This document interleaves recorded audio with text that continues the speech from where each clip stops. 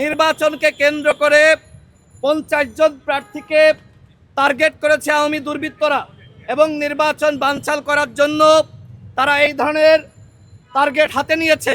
আজকে উসমান হাদির বড় ভাই আমাকে যেটি জানালেন, তার খুলির এক পাশ আলাদা করে রাখা হয়েছে। তিনি অত্যন্ত ক্রিটিক্যাল সিচুয়েশনে আছেন, তার অবস্থা অপরিবর্তিত। আল্লাহর কাছে এই মুহূর্তে দোয়া করা ছাড়া আমাদের কিছু করার নাই। আমার ভাই উসমান হাদি আজকে যদি আমাদের মাঝে ফিরে না আসে, তার জবাবদিহিতা কিন্তু এই সরকারকে করতে হবে।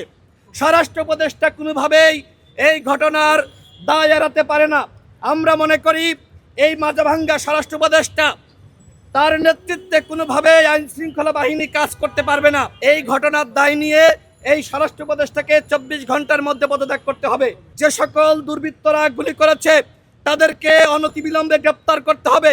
আওয়ামী লীগ এবং তাদের অপরাধীদেরকে গ্রেপ্তারের জন্য অনতিবিলম্বে চিরুনি অভিযান শুরু করতে হবে।